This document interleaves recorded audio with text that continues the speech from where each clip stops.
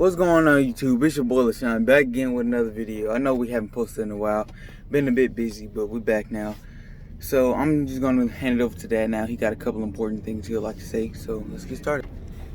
YouTube, man, it's been a wild ride. Everything that's been happening over the last week and a half is just, obviously the spark of it was George Floyd's death. That was a very tragic thing in and of itself. But just a continuation of what's really been going on, and really, the underlying, cause of all of the rioting and all of the social unrest. Man, it's deeper than police reform. I know I said it on my last video, but the bait and switch is real. And it underlines another whole strategy and theme with all of these movements that you see, because they've scripted all of this. I mean, they know how to get in there, and they know how to change the movement. They know how to put a new face on the movement. I mean, you really have to sit down and study history and become an intellectual and know what's real and know what's really being opposed against you, especially as an African American. It's just so much bad that's been committed against us. And once you really dive into the history and you see why certain dates that a lot of these right-wing extremists rally around, and what atrocities that they're referencing, you understand the importance of knowing your history, of knowing, all of these dates and the acts committed, so you understand the innuendo. Like just the dog whistle call for the president and his law and order. I mean, come on, man, that's blatant white supremacist tactics in your face. Just the same as with the civil rights monuments. They didn't come up in the era, or the civil rights era, or not the civil rights, but the Civil War. They came up in the civil rights movement, and they were done in a way to represent hatred, bigotry, suppression, white supremacy, while not giving any voice to the real heroes that crushed the rebels, the Union soldiers, first black men that got a chance to serve, the Buffalo Soldiers. I mean, we don't talk about any of these people. The retribution that was at hand for the slaves, and the freed men that got a chance to march. We're not made to understand the significance, and it's all for a very reason, a very important reason. And it's something that I've been doing some study on, and it's called the Southern Strategy. And the whole purpose of this strategy was the control of the black mind and to exploit the black body. Now, you will get a varying degree of what the white philosophers will call it, or the white historians will say what it is. But for the most part, from the research that I've done and the white people that I've talked to that know about it, I'm from Southern Missouri, and so I knew a lot about Confederate and a lot about the racist past, but I didn't know a lot about the Unions and the first black soldiers and the like, until I went to Jeff City and moved up that way and understood that black people played a more significant, more dignified role in the creation of America, instead of the dogma that I was taught. And so it's just through those type of experiences that I've been diving into more and more of the literature and the ideology that has surrounded a lot of the white supremacists, a lot of the predominant figures in legislation and in judicial government that had roles in just giving black people such a phenomenally hard time trying to advance and just live in equal rights, equal, treatment, equal everything. And so really it goes back to 1867. And this date is important because it's the year before the Reconstruction failed or ended, and they made the backdoor deal that betrayed the newly freed slaves. And that's when the Southern strategy really implemented itself in a economic way, because what it took and did is not only suppress the black vote, but then in turn made you a slave by another name. And a lot of people don't understand how close these dates are, because if you look at it, we're talking only a 153-year span from 1867 to 2020. And I got 1945 marked because it's like the middle. But my great-grandfather was born in 1910, and his father before him was born in 18... What did he say? I lost that date. I talked to these people personally because I grew up on a farm, and I got the chance to have the living history spoke to me by these men, and a lot of it I still recall. And then on top of that, I'm very involved with my grandparents that are alive today, so I'm always abreast of our history in the sense of those that lived it and handed it down in their form of written, because it was always spoken. Our history was always really passed down, and then it come to a point in America where they documented things in such a way that was just profound in its accuracy.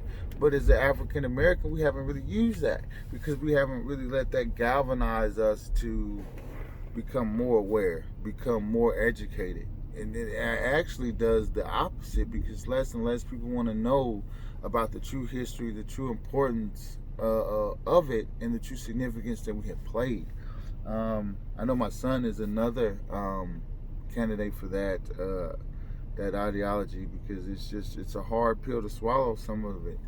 But at the same time, we're forced to keep repeating these same mistakes because we don't know the history.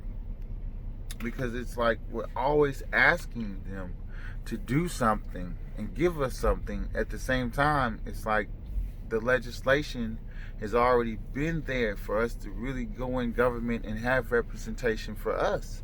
But we don't promote those agendas. We don't promote those ideologies. We don't really study that in school, so that we can have a firm understanding of what the legislative branch really does and how that really helps all citizens by the policies that are passed and implemented. Because that's what led to the Jim Crow. That's what led to the mass incarceration and everything. It's policy.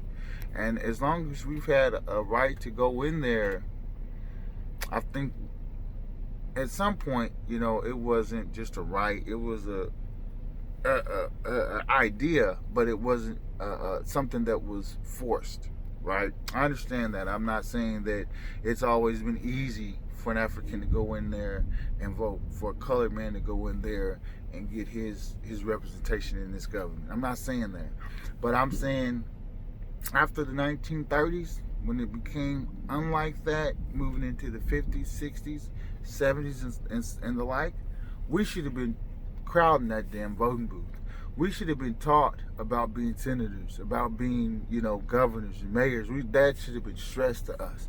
We should have been, hell-bent on being in there, being represented, being heard in that type of light, not just marching in the streets. Because don't get me wrong, everybody mad and everything like that is one thing, but to bring continual change, it's going to have to be legislative. It's going to have to be representation in these rooms, in these chambers, where they're making these horrendous policies that just disproportionately affects the colored people, the American descendants of slavery, the Hispanics, the Indian American. I mean, that's where they're doing it. They're doing it with these policies and these back way deals, and it's time to go in there and really break that up.